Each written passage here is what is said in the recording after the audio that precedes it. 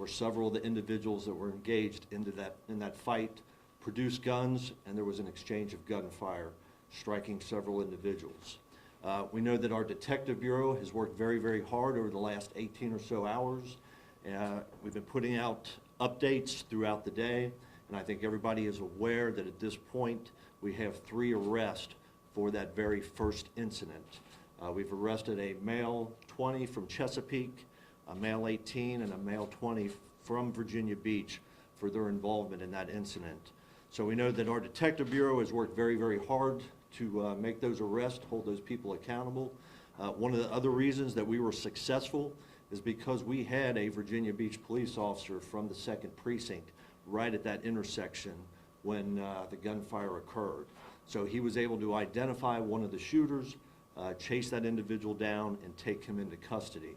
So it was both successful, but I would also say it's extremely troubling, because what that says is that we had individuals in our community, while a uniformed police officer is there, that choose to engage in gunfire, completely disregarding the safety of our citizens and our residents that were out at that time. Our next incident, of course, is the tragic death of Ms. DeShayla Harris. That is still very much under investigation.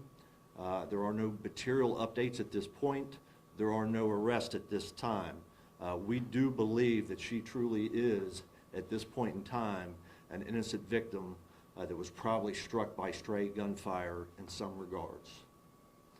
And then our last incident, of course, is the police intervention shooting involving Mr. Donovan Lynch. At this point, very early in the investigation,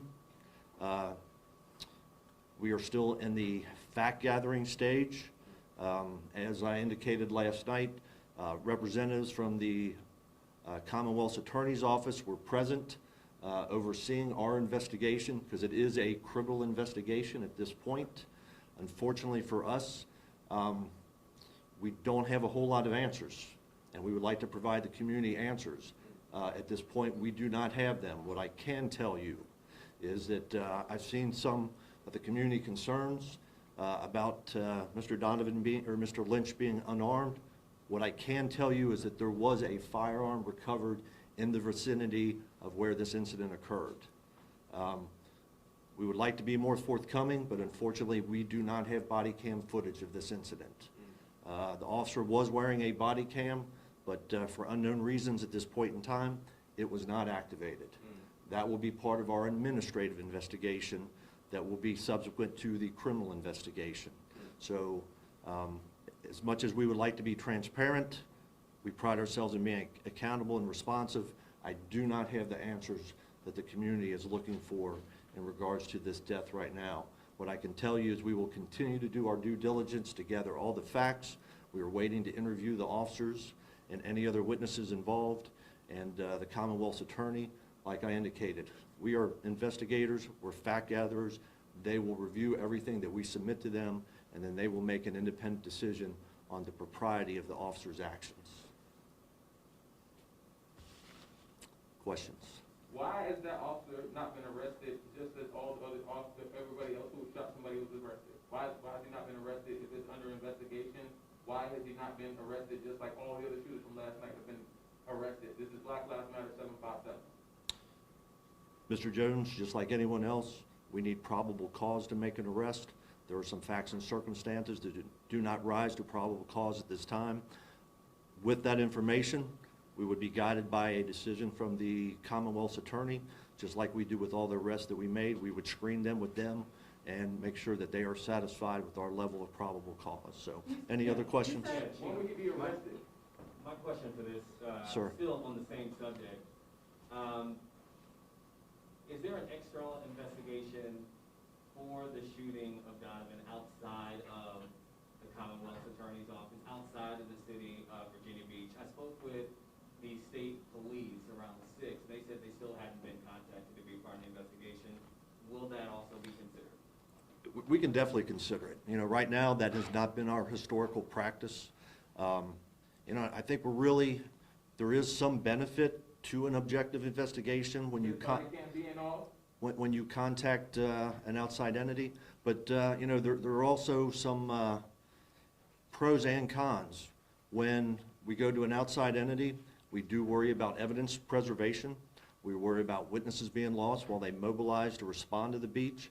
And we're also concerned about our ability to be immediate, accountable, and transparent. So if we do turn over that investigation to VSP, I'm not able to stand in front of my community and answer the hard questions like I've just told you today, that we don't have body cam footage, we have very little information. So, I mean, that's definitely something that we can consider and is really driven by what the expectations of the Virginia Beach community are. So you said that there was a gun found in the vicinity of the shooting. Do you have evidence that supports that it belonged to Mr. Lynch, or if he was armed at the time he was shot? No, at this point, no. We're still very early in the investigation. What I can tell you is that there was a gun found in that vicinity, and that is still part of the investigation where we're at. Do you know the events leading up to that shooting, why that officer did shoot at him? No, ma'am, we have not had an opportunity to interview the officer yet. Do you know if these three shootings are yet connected, and are you still looking for additional suspects? They are definitely connected by time and geography, but they appear to be independent, separate incidents. You know, what I would tell you is that it is still an ongoing investigation in many facets, and there's still a chance that other individuals will be criminally charged as we move forward. Are body cameras often turned off in the job, during a job in a situation like this? And if not, what sort of repercussions can someone face for maybe turning it off or having it off? Well, we don't know if it was activated. We don't know what the circumstances are. So we're still waiting to interview the officer to find out what the exact circumstances were that preceded the shooting.